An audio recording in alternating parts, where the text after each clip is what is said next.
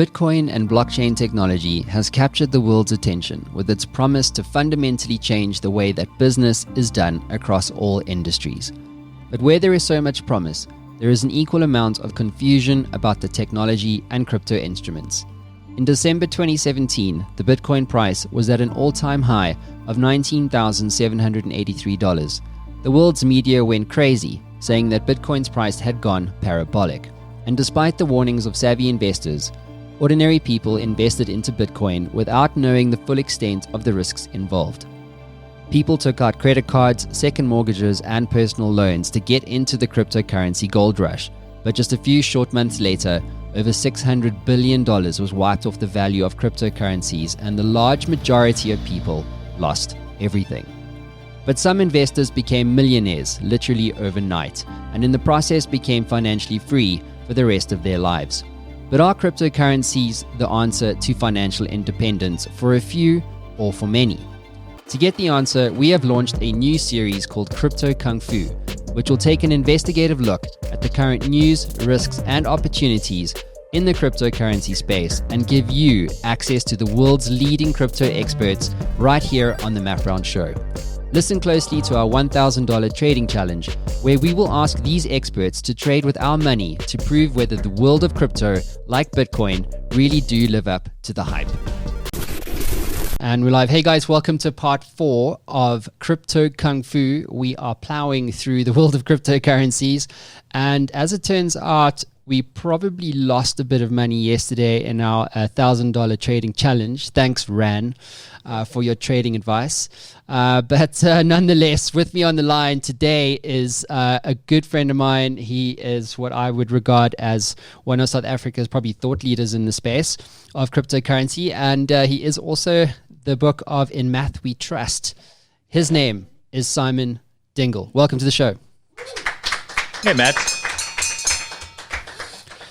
Welcome, Baz. You got a clap track now. I know exactly. I've got more effects as you are about to experience. It's going to blow your mind. Mm-hmm. We've really pulled out all the stops, worked with the best producers.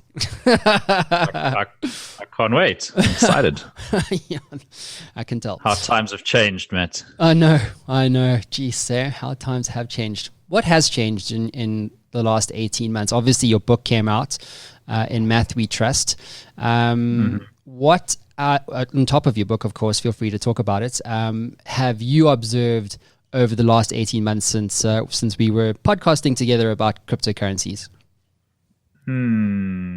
I think if I had to sum it up, I'd say that it's sort of reminding me of the old days of open source and Linux, which I was a big part of. As a teenager in the 90s, I fell in love with Linux and got very involved in the movement and some of the companies and organizations working in that space. And back then, Linux had been through the ignore us phase, and it was in the middle of the laugh at us phase. You know, the 4 phases of dominance of a movement. First they ignore you, then they laugh at you, then they fight you, then you win. Maybe, not necessarily. But Linux was in the laugh at us phase. Everybody thought that nerds were being stupid and crazy and this thing wasn't going to take off. And that's when I joined the movement, and then they stopped laughing and they started fighting at us. In 2003, Microsoft launched a campaign called Get the Facts. They spent millions of dollars trying to convince the world that Linux was a terrible idea. And spreading misinformation about it to try and kill it, which of course didn't work. And then we won. And now Microsoft is still around, obviously, you can kill them. But the best place to get Linux now is in the App Store on Windows 10. So yeah. Microsoft went from trying to fight this thing to embracing it and becoming actually the biggest corporate proponent of open source software, which is quite a remarkable turnaround. But if I relate that to cryptocurrency, I feel like we're coming to the end of the laugh at us stage. First they ignored us, got used to that. Then they laughed. They stopped laughing around of 2017, and then they started again when it crashed. In inverted commas, because it didn't really, but that's another story. And now I think we're starting to see the beginning of the fight us phase. There are a lot of organizations, individuals, people that feel threatened by the rise of cryptocurrency, and they're starting to become quite combative about that. So For example, there's a lot of misinformation being spread about Bitcoin wasting electricity. We've all heard the story. And one of the biggest articles that's been written about that was actually advertorial that was sponsored by American Express. So American Express paid for this piece of misinformation to be produced. So I'd say that's the phase we're at now in the movement is nobody's laughing at us anymore. Well, some people are. But they've started fighting some of the organizations that should be embracing this technology, like Microsoft has now embraced open source. They'll get there eventually or they'll die, but they're going to fight first. Yeah, absolutely. How will we know when cryptocurrencies will seriously be taken seriously? I mean, what's in your mind looking forward? Like if it happened later this afternoon, what signals would you look out for that would indicate that crypto and blockchain as the technology has finally, really begun to, what's the, like Malcolm Gladwell's the tipping point? When will we know we're there? We'll know we're there when the institutional players start arriving. And we're seeing this in spots already.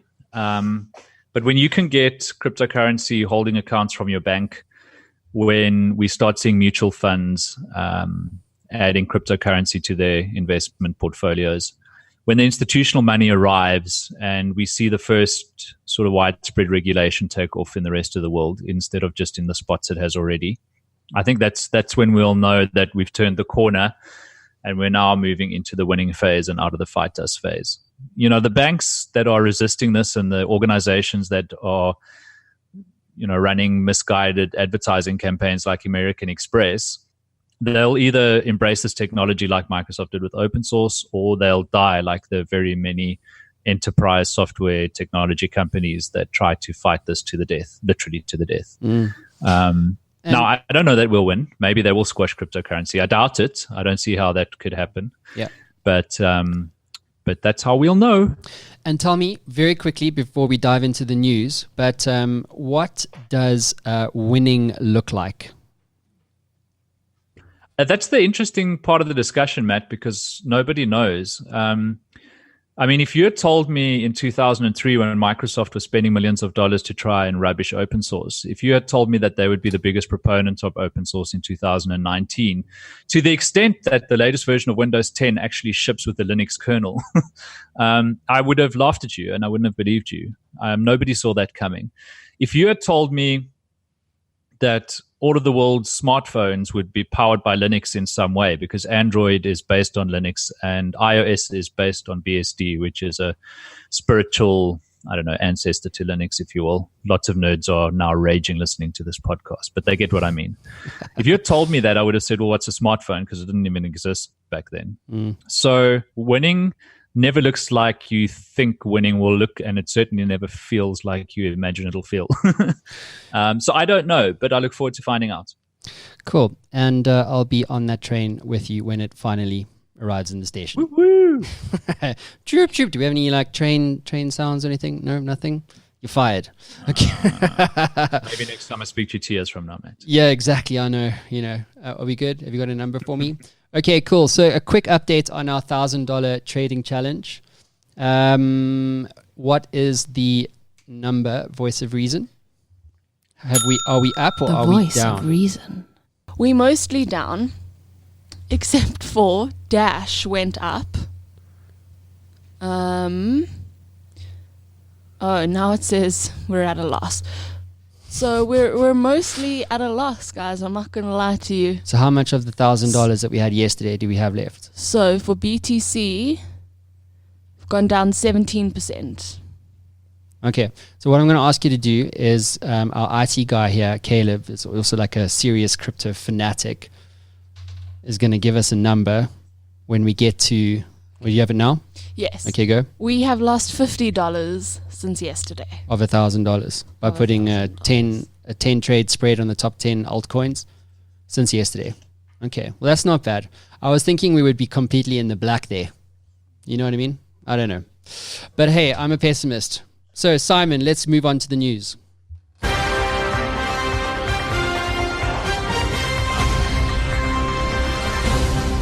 Great. And in today's special report, we're going to start with this title here called Facebook Crypto Libre Faces a Grilling from 26 Central Banks Today. So Simon, this has been coming up constantly on pretty much all the episodes. This whole move by Facebook to essentially deploy what is referred to as a stable coin, I believe.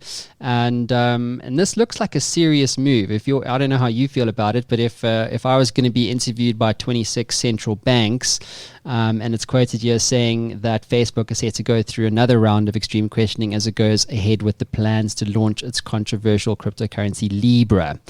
And so they're being grilled in Switzerland, I believe. Anyhow, Simon, Libre, is this a real thing? Are we really going to see widespread consumer adoption?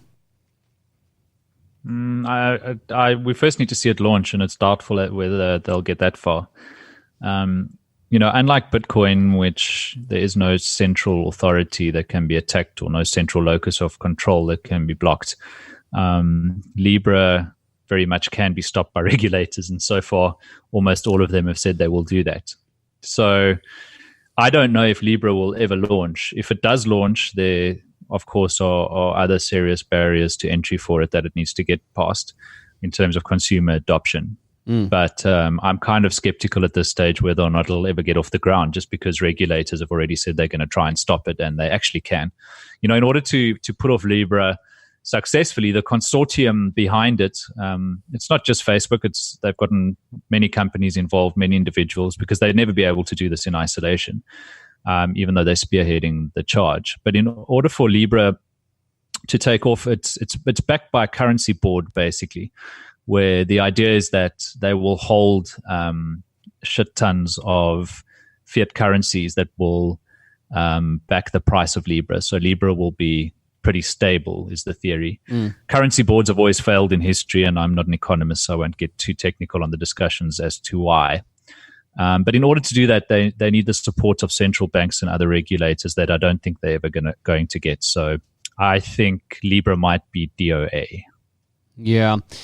Who knows? Maybe I'll be wrong. Yeah, exactly. I mean, if you are Facebook, I suppose you do have some leverage, right? The only thing that I suppose that, outside of the points you've made around regulation and, because basically Libre would threaten the existing central bank's currency, right? And that's what Possibly, the stink is. That's primarily what the stink is. I disagree with you that Facebook's got leverage. Really? If you look at the EU, for example, the EU is notorious for hating massive software monopolies. They've tried to tear Google apart. They've fined Microsoft many billions of dollars over the years. There's no love lost between European regulators and Silicon Valley. There's also a disdain for Facebook, in the public, given the whole Cambridge Analytica scandal, which may or may not have won Trump the last election, etc. But Facebook has a bit of a cuck name no matter who you speak to, so I don't think they have much leverage and even less political sway. So this is probably the biggest point, right? It's that if I don't trust Facebook with my data, why would I trust them with my money? And Facebook's answer will be that you're not trusting them with your money because Libre is a consortium and it's not something that's controlled by Facebook. Of course, they need that to be true. Once again, the EU would rip them a new one if it wasn't, which it isn't. But that's what they need you to believe. So their answer will be, this isn't a Facebook project. Facebook is sort of the main sponsor of it, but there are other companies involved, including Uber. There are a whole bunch of them. So that would be their retort to you, is it's not a Facebook-controlled currency, and therefore you should trust it in isolation. Just because Facebook is sponsoring it doesn't mean they're going to get any data on your transactions. Okay, cool. There was one particular post here, this one. Germany passes national policy to explore blockchain but limit stable coins. This sounds eerily similar to the kind of sentiment that we've just covered, right? Around the central banks around the world essentially making moves to essentially combat the launch of a Facebook-led Libre. Look, I haven't read that story about Germany. It sounds like they are acting against stablecoins in totality, of which Libre is one of many. There are others like Tether, which is a US dollar stablecoin. My favorite one is DAI, which basically uses game theory to peg its price to the dollar. It's a fascinating experiment.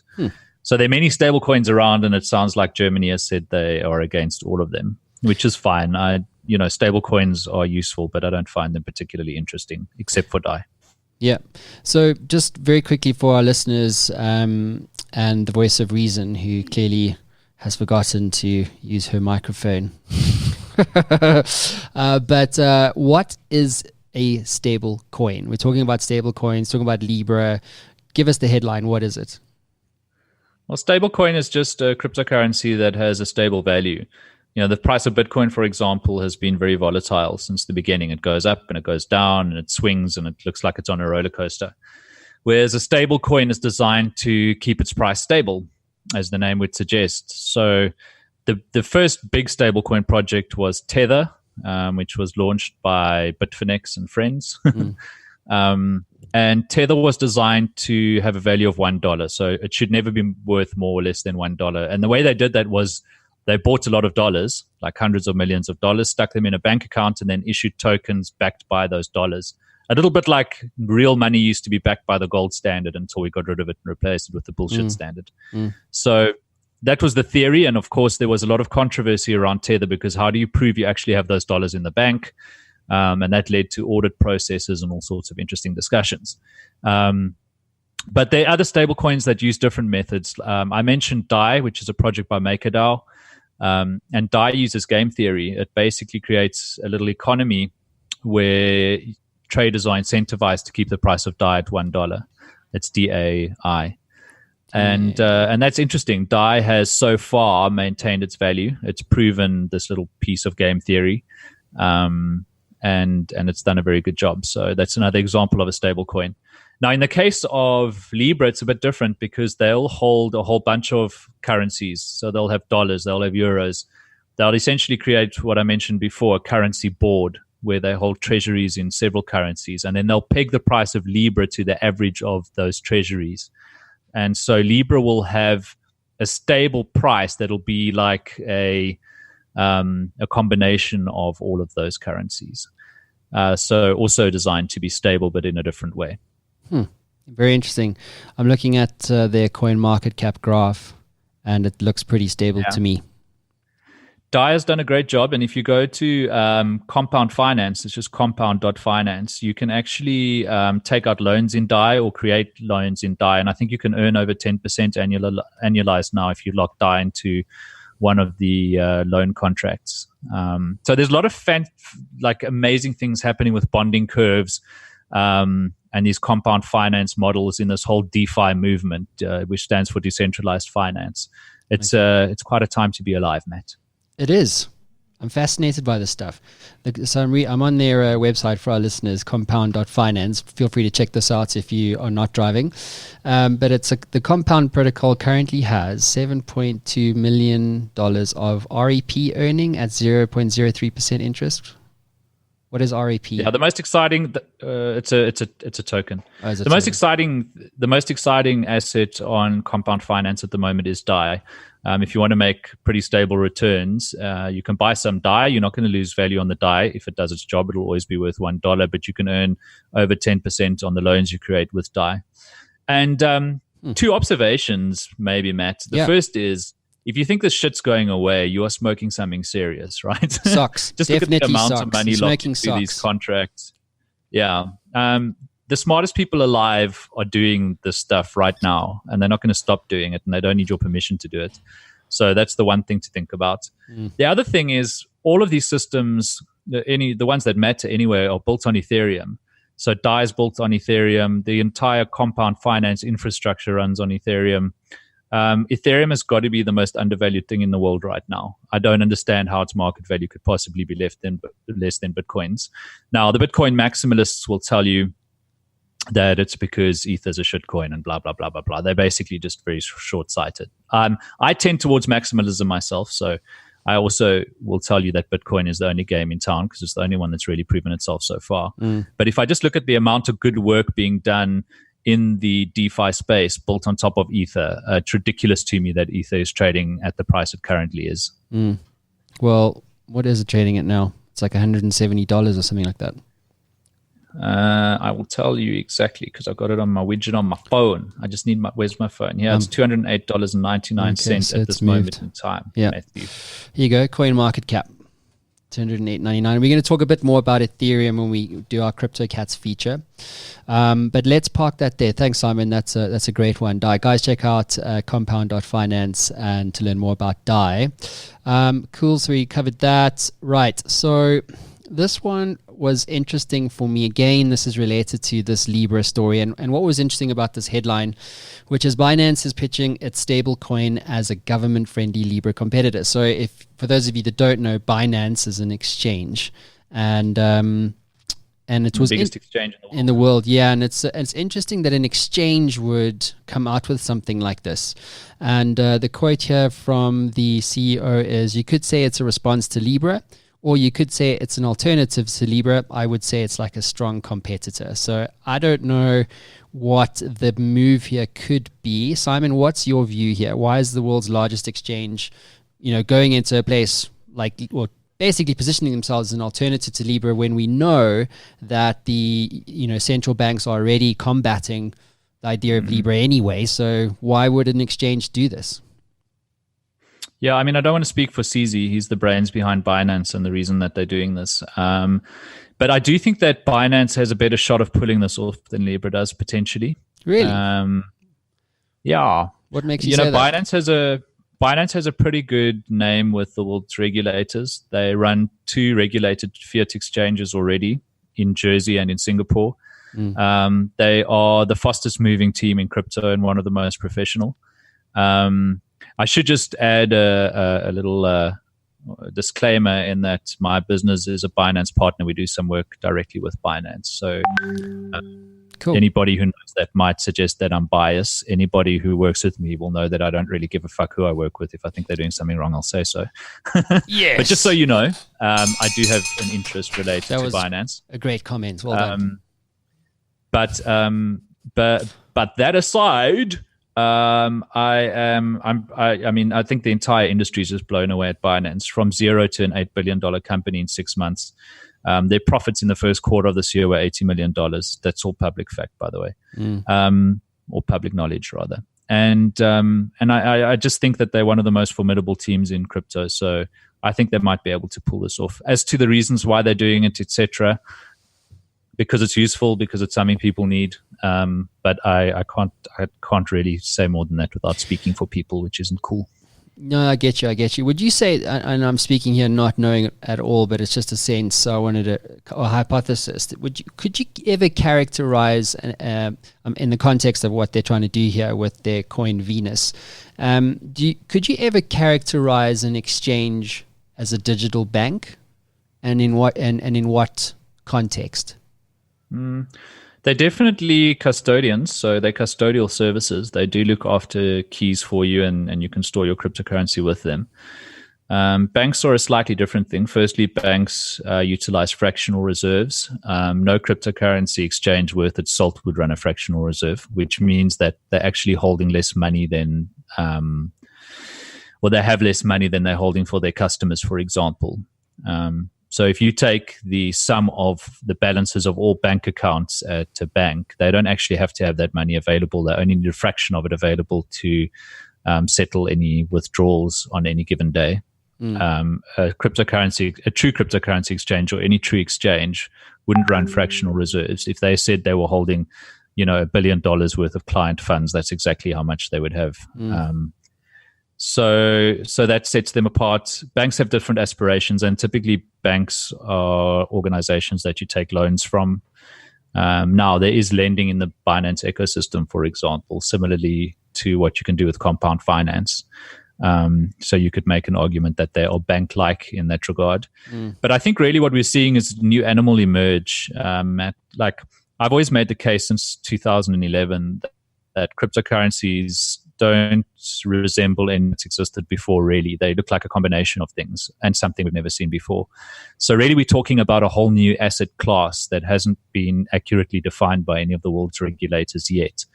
And along with that new asset class and what it enables, and these new protocols that we now have at our disposal, we're also seeing a new kind of organization emerge. We're seeing companies like Binance, companies like Luno, that, they're kind of like exchanges in the sense that we know stock exchanges existed before. They kind of like banks. They're sort of like insurance companies, some of them. Yeah. But really, we're seeing a new breed of animal that hasn't really existed before, and perhaps comparing it to the things that do exist already isn't always useful. So I guess you could say they're kind of like a bank. Okay, cool. The East is a fascinating angle to the whole cryptocurrency space. I want to talk to you about two things. One is about China, and the other one is about North Korea. So starting with China. Obviously, they've banned crypto, as far as I understand, and we were talking about this yesterday with Ran Neuner, and this one came out, and the headline is "Everyone's worst fears about EOS," which is I hope I'm pronouncing that correct, are proving true. And that obviously EOS is a cryptocurrency. It's the world's 7th largest blockchain by market cap, with a value topping $3 billion since February 2019. And so what I understand about this one is that the entities behind EOS, or that own the larger portion of the EOS blockchain, are based in China. And what that is doing is it's prompting fears of state intervention. Simon, what are your views on, China banning cryptocurrencies? Obviously, you're a big proponent of, the win in the end. How does, something like this, how does one change the narrative around this kind of thing, if it is at all possible? I mean, if you're going to take on China, how do we get them to say, okay, cool, let's play, let's win, rather than, try and intervene wherever they can? So China has never banned cryptocurrency. That's part of the misinformation that's often spread about cryptocurrency, or the short-sighted views that are given on the news. But China has limited access to cryptocurrency. It's to a large degree limited institutions' ability to deal with cryptocurrency. So it's not that they've banned it. There's, you're allowed to own Bitcoin as a Chinese person, but they have limited access. They're not nearly as hostile as, for example, the Indian government, that is very actively trying to block usage of cryptocurrencies within India. And of course, the Indian central bank is also launching their own cryptocurrency. So they're launching their own fiat currency backed by blockchain technology. So they've various agendas at play there. So just to set that aside, China's kind of medium friendly on cryptocurrency. They're sort of cautious, as they always are, and obviously it is a surveillance state, so they're looking for ways that they can surveil cryptocurrency, and I think that's probably their biggest concern with it. So leaving the ethical and philosophical discussion aside, that's very definitely what they're trying to do. As for EOS, I've always thought it's trash, so I kind of glaze over whenever there's news about EOS, because I've never really cared about it. I don't find EOS compelling as a project. I don't find it interesting. Whether or not the Chinese government has an interest in it, I don't care that it exists in the first place. So I don't have an opinion. So should you buy or China's should you sell EOS? Do I really need to answer that after what I've just said? If Sell you have EOS, now, you can not later. as quickly Now. as possible. Trash. You hit it again, Shane. Sell now, not later. Now. And you heard that here, right here. Just on don't the buy it in the Show. first place, dude. If you have some now, I don't know, maybe the price will go up one day. But it's got such a nice. I want to be part of this EOS tribe. You know what I mean? No, you really don't. Oh, it would make me. I would literally sleep like a baby if I could have an EOS tribe on my phone right now. You know what I'm saying? Like Matt Brown at eostribe.com. My life would be complete. Hey, you know what? I sound really negative and nasty. I wish the EOS peeps all the best. I just personally don't care about what they're doing. Trash talk. We should totally introduce a new segment called Trash Talk. You get to trash any coin you want. Why not? Oh, shit. Sorry. That was a private joke. I made Many on myself. my list. Yeah, exactly, right? I mean, there's over 2,000 cryptocurrencies. It's frightening. Yeah. And it's so most of them are trash. And most of them are trash. Yeah, exactly. I mean, and that's the thing. It's like, how do you even begin? I mean, like if you take DAI, for instance, if I was just Googling stablecoin and I came across DAI, like I wouldn't know if I could trust it, at all. Yeah. And then times that by You have 2,000 to other do your own cryptos. homework, eh? Well, this is it. But I think there's an important point in there in that people like to talk about cryptocurrency as if it's all the same thing. It's like food, Food is bad. No, food is good. Well, fuck. First, it depends if you're talking about carrots or hamburgers or donuts. All food is not the same. And you can't begin to compare something like DAI, which is using game theory to peg its price to the dollar, to Bitcoin, which is, an experiment in Austrian economics and sound money and has a finite supply and is deflationary and blah, blah, blah. Or Ethereum, which is designed to be a programmable store of value and a general use blockchain. These things are not all the same. They might, make the same sound when they knock on the door, but once you open it up, there's something very different behind each one. So to talk about cryptocurrencies in one breath, the moment somebody's doing that, they don't have a fucking clue what they're talking about. And dude, one other thing I've noticed is that, between Ran, yourself, Adam, and Tone, you guys are you live and breathe this stuff every day, and I would regard you guys as you go to you guys to get information, sort of thing, or at least to test your own knowledge. And and the thing that's been fascinating across all of you is when all of you have trash talked the news. Have you noticed that?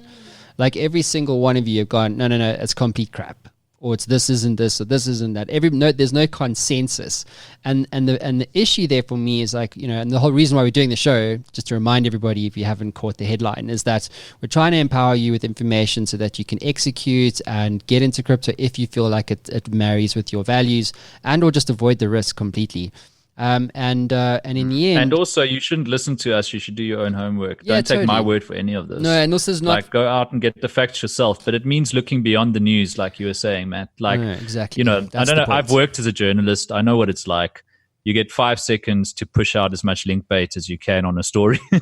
You don't know what you're talking about. You don't actually do your homework, and then you just find the most sensationalist thing you can write about EOS or Binance or whatever.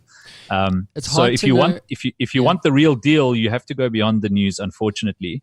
And I say that as somebody who loves and supports the media and has a project that's trying to enrich journalists, etc. There are some that do a good job, but they're few and far between. So you really need to spend time online engaging with communities, doing your own homework, and not taking people's word for anything. Don't listen to me. Don't think that I know what I'm talking about necessarily. Go and do your own homework, make up your own mind. But definitely don't take your cues from the news. Yeah, that's one of the big lessons that's come out already just after 3 or 4 episodes. Okay, cool. And then this one, this came up around North Korea. This is a slightly different thing. And we covered the fact that Kim Jong-un wants to hold this event. This one is basically saying that North Korea plans a Bitcoin-like cryptocurrency to sidestep sanctions. Wow, right? Just wow. Sanctions are a very serious thing. They are effective. And if you can do this as a state, to avoid sanctions, that is a very, interesting development, let's call it that way, without being too judgmental on it. Simon, what is your views here? North Korea, their own cryptocurrency to sidestep sanctions, essentially becoming, less influenced by political or global political influences like America, etc. Yeah, I'm not sure. I have an opinion, to be honest, dude. Sorry to be boring. No. But, if you don't have one, that's cool. Venezuela had a similar experiment where they launched the Petro, which was a complete and utter failure. They launched it for similar reasons. It's not entirely clear in my mind how having a cryptocurrency of your own as a state would help you get around sanctions. It's sort of like, because technology, but I don't fully understand the thinking behind that. I don't know. What happened? I do know that most states have at least looked at having their own cryptocurrencies. It's something the South African Reserve Bank has considered. There's some African countries like Senegal that are very actively pursuing government blockchains. We know the Indian government is doing it, of course. So I suspect many states will do this to varying degrees of success. North Korea is very near to a failed state in many regards.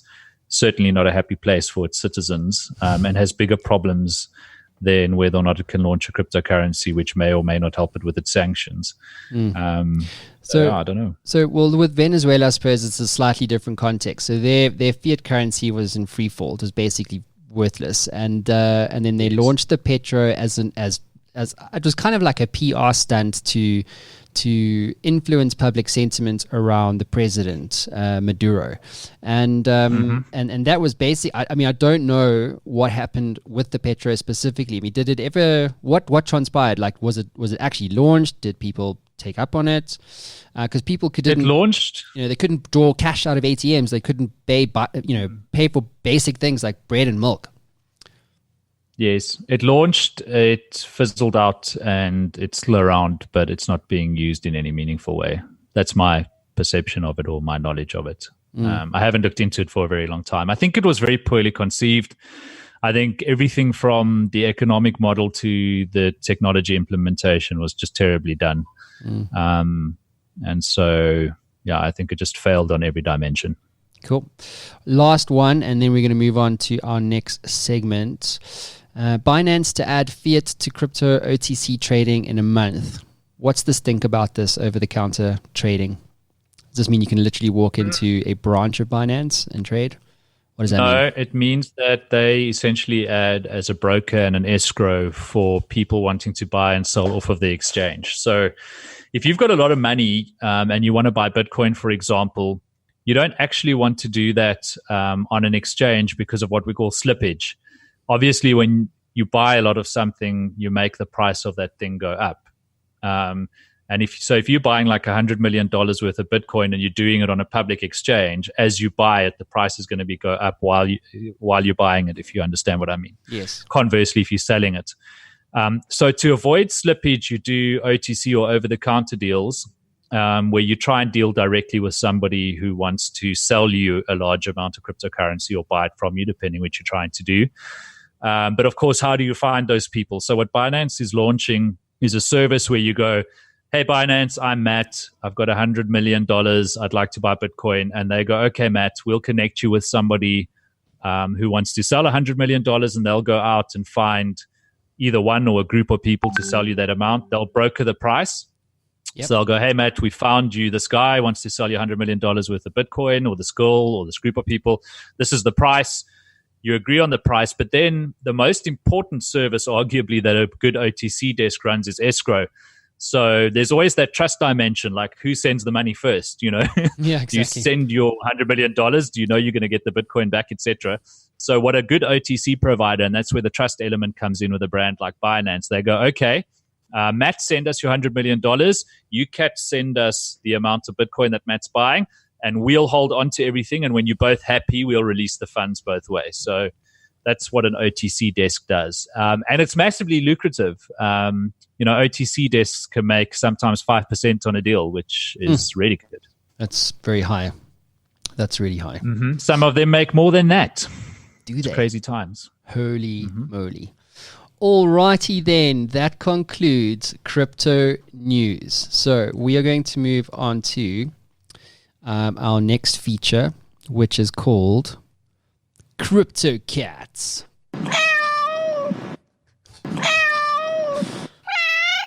No? Nothing? Not even a smirk? No? Oh my word. See, Simon, I told you we were working with the best producers. So this is where we basically this is where we basically follow some very big dogs, the pound cats in the zoo here. And our in-feature person in this episode is, drumroll. We don't have drumroll. We need a drumroll. We need to add that to the list. Drumroll. Okay, is this guy going to move at any point? Okay, here we go. Keeping up with the Crypto Cats. This chap, Vitalik. Buterin. So, you were talking quite fondly about Ethereum. Vitalik is actually the dude that was the brains behind everything. And you say it's undervalued. What do we need to know about Ethereum? And this guy. Just looking at that photo of Vitalik, he was 19 when he started the Ethereum project, if you can believe that. That's crazy. Kind of crazy. That was many moons ago, although time moves quickly in crypto land. Yeah, dude, I mean, Ethereum was designed for a very different purpose from Bitcoin. So it's always funny to me when I see people comparing Bitcoin and Ethereum, because that's a kind of crazy thing to do. But Ethereum was designed to be a sort of a general use blockchain. So whereas Binance was designed, Binance. That's fine. Sorry, I was just looking at my screen because I was looking at market caps and I saw the word Binance just as I was saying Bitcoin. So whereas Bitcoin was designed to be money, first and foremost, peer-to-peer digital cash, as Satoshi Nakamoto said, Ethereum was designed to be multiple things as a programmable store of value. So you could, from the beginning, using a programming language called Solidity, you can create your own cryptocurrencies on top of Ethereum. It's like a platform for making new cryptocurrencies that can do different things using the system of smart contracts, which are self-executing contracts that use oracles as information sources. So we've seen video game systems that are built on top of Ethereum. For example, somebody showed a demo where you get to a point in a game and there's like a gate that you need to open, but you have to pay to open it. So it's like extra content in the game. You click a button and actual Ethereum flows in the background. So a real store of value exchanges and the gate opens. We've seen things like CryptoKitties, which I'm sure you've spoken about before on one of your podcasts, which are these tradable, breedable cats on the blockchain. Each one is completely unique. Some of them are worth a lot of money. I think the most expensive CryptoKitty sold for something like $28,000. It's a game you can play, essentially breeding cats on the blockchain. You name it, there's this whole universe now of what we call distributed apps or DApps or dApps that are built on top of Ethereum. Things like an alternative to Twitter, where there's no hosted centralized infrastructure. It runs on the Ethereum blockchain. And every time you post a message, you pay a little bit. So the system kind of pays for itself. Nobody runs it. Nobody owns it. Nobody can censor what you're allowed to say on these systems. So Ethereum is just a fascinating sandpit for creating new blockchain projects and for running unstoppable applications that have no centralized infrastructure and that are underpinned by an actual store of value and an economy where you can pay for things, take out loans, apply bonding curves, use stable coins, and do all sorts of other interesting economic things online. And it all started with our man Vitalik when he was 19 years old. I'll butcher the story, but I remember him speaking once about playing World of Warcraft and realizing that Blizzard could do whatever they wanted to his character in World of Warcraft that he had spent many hours laboring over and which he perceived real value to. But, and then seeing Bitcoin and being obsessed with the white paper and thinking about what this whole new frontier of blockchain technology and Nakamoto consensus could use for things like video games, online content, etc. So massively smart dude, super interesting. And I stand by what I said earlier. Ethereum is massively undervalued. It's less than half the market cap of Bitcoin, and there's at least 100 times more development happening on Ethereum. It's not that I think one is better than the other. If anything, I'm more of a Bitcoin bull than an Ethereum bull at the moment. I just think there's a lot of fine work being done on Ethereum, lots of fantastic developers building DApps. Things like decentralized finance starting to take off, the compound example we mentioned earlier. I don't understand why Ethereum isn't worth at least as much as Bitcoin. And I think it's because it just hasn't really stimulated the mainstream yet. You know, if you go out into the street and you ask people if they've heard of Bitcoin, I think at this stage in 2019, almost everybody alive with an internet connection has heard of Bitcoin. But not everybody's heard of Ethereum. I think that's going to change very soon. And I think when people start waking up to what's happening in the Ethereum ecosystem, there's going to be hype around it like there was hype around Bitcoin 3 years ago, and things are going to go crazy. He did, this came out recently, Vitalik Buterin talks scalability. And this is like, it keeps coming up and I'd like to get your views on it. But he basically says here, quote, Ethereum blockchain is almost full. So, obviously you say there's these decentralized applications. There are definitely use cases for this. It is undervalued. It is a very promising technology. But then the issue of scalability comes again rearing its ugly head. And what does he mean here by Ethereum blockchain is almost full? What do you think? I don't know because I haven't read that story. the Ethereum blockchain is notoriously bloated, and like all other blockchain technologies, there are severe scaling challenges, and some interesting things that are happening with technologies like sharding, and a move to potentially changing Ethereum from proof of work to proof of stake as a consensus mechanism. But dude, given my background and the fact that I worked in the early days of the internet, the early days of open source. Scaling is always the misguided retort to any new technology is this doesn't scale.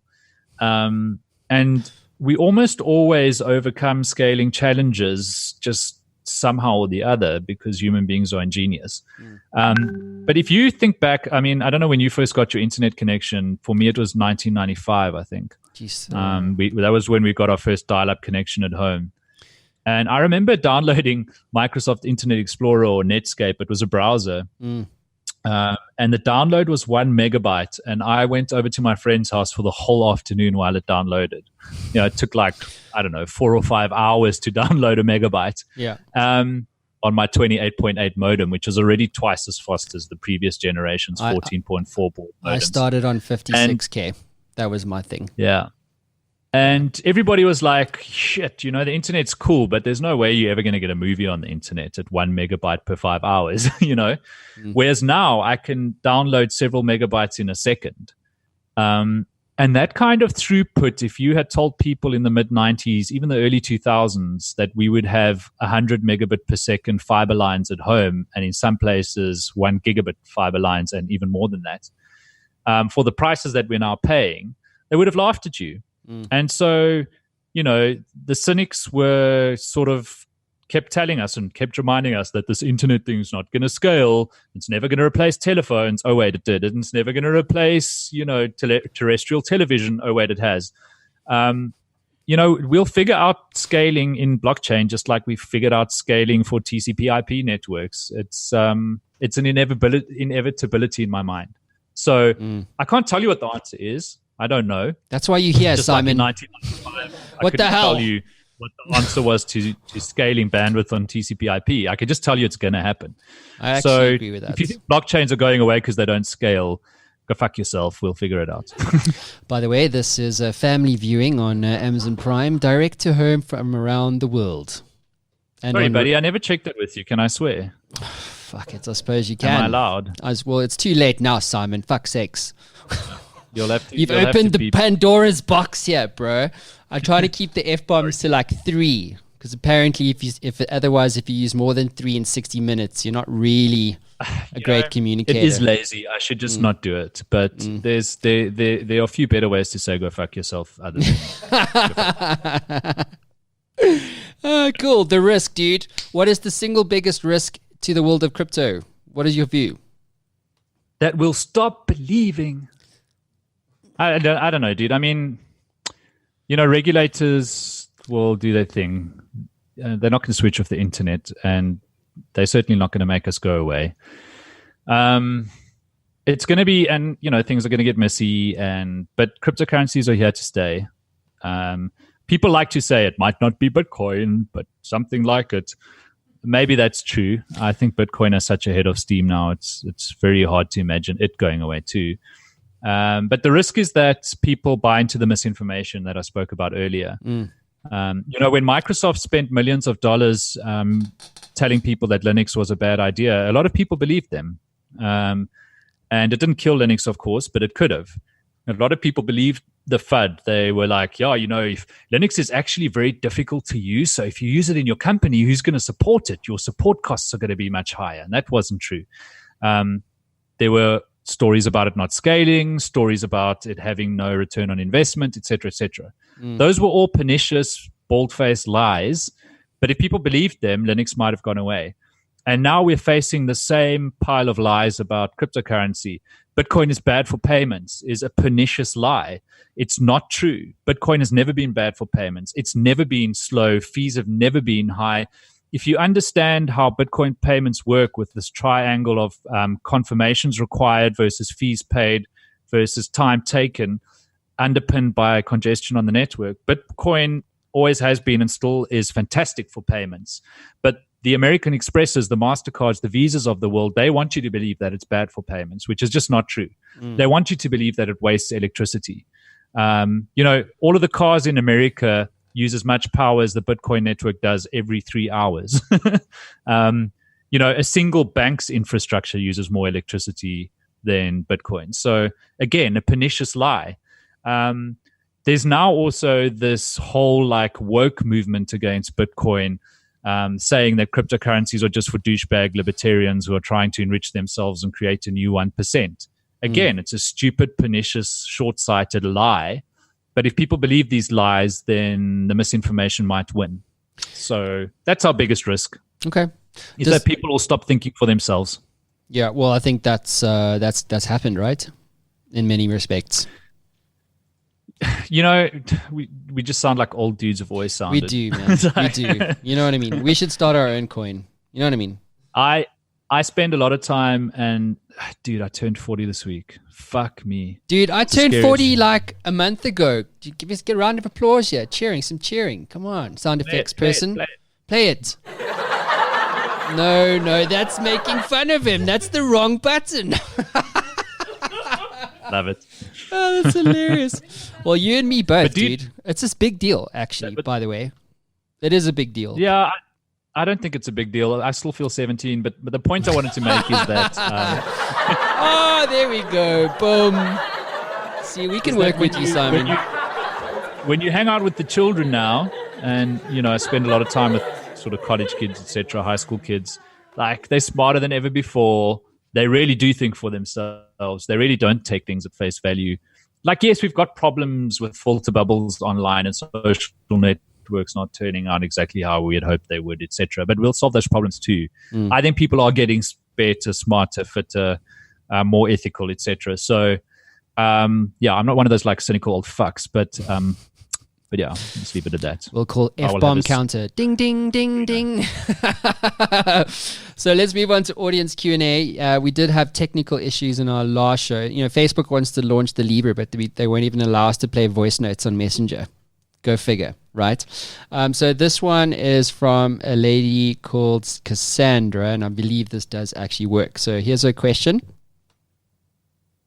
Hi, Matt. My name's Cassandra, and I'm a fan of your show. I'm really interested in Bitcoin, and I wanted to know, are all altcoins shitcoins? Another S-bomb. What are your thoughts? I do not think all altcoins are shitcoins. I do think EOS is, though. There's your answer. Trash talk. Hashtag trash talk. That's the next. Defo is. Okay. There are a lot of shitcoins, but no, they aren't all shitcoins. As I have said ad nauseum on this very episode of your show, Matt, Ethereum is definitely not a shitcoin. There's a lot of value being built on Ethereum. It's an awesome project. I think Binance Chain is cool. I'm a BNB fan. I like what they're trying to do, and I like how positive they are and how they don't trash talk their competition. It's one of the things I really respect about CZ is he welcomes competition and he just wants everybody to win, which is awesome. So there are a lot of great projects in crypto that aren't Bitcoin and are just fine. There are a lot that are completely and utterly pointless, like Ripple. There's some that may or may not be useful. There's some experiments that may not pan out. There's some wild ideas that may turn out to be terrible.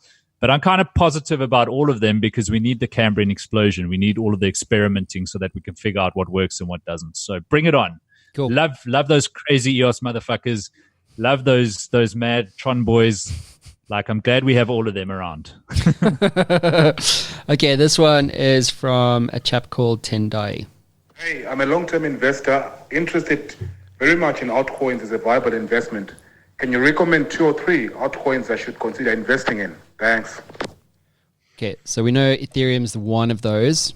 Give me one more. No, I don't give investment advice to currencies. If you're listening to this episode right now, I'm not telling you to buy anything. What is he doing? What is this guy? I don't understand. Hi there, guys. So, CryptoKungfu is proudly sponsored by Prime Health and ZA Nootropics. If you're listening to me right now, I know that you, like me, want to get the most out of your day.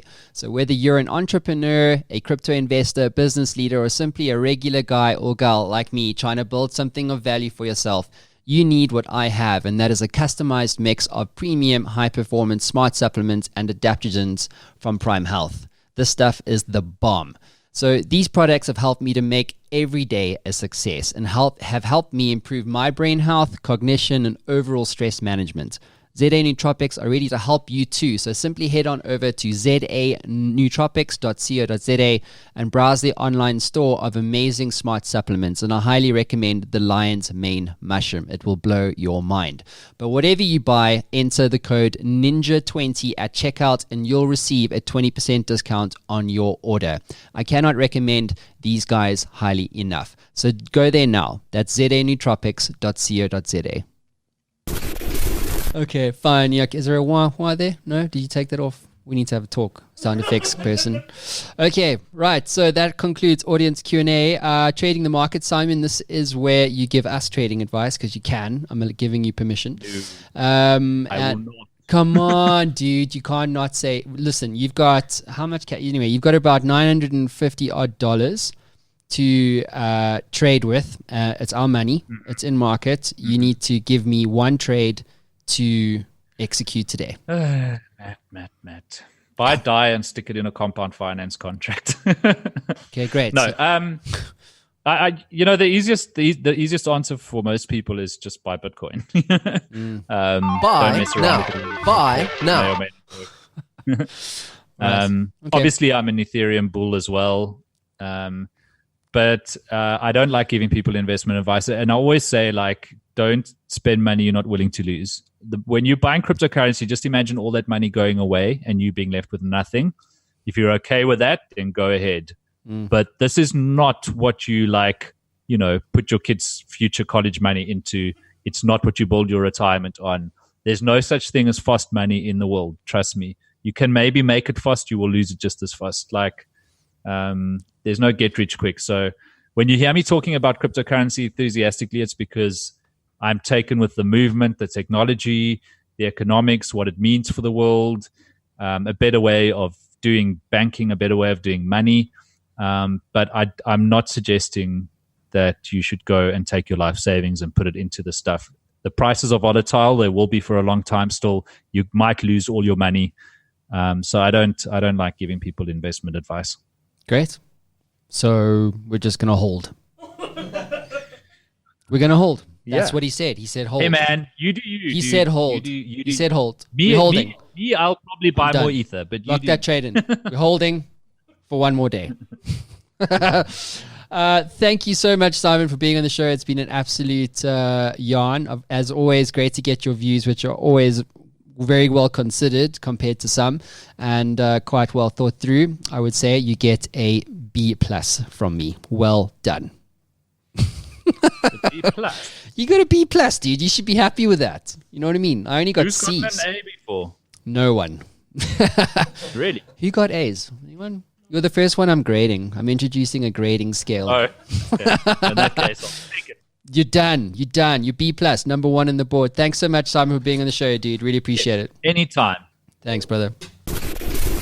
Hey guys, thanks so much for checking out the Matt Brown Show. I hope you found incredible value on this channel and on this particular episode. If you haven't done so yet, why don't you hit that subscribe button right now? Pound that subscribe button and that will allow you to get access to more content as it becomes available. And don't forget to access and approve notifications. So when we do release new content, you will be notified.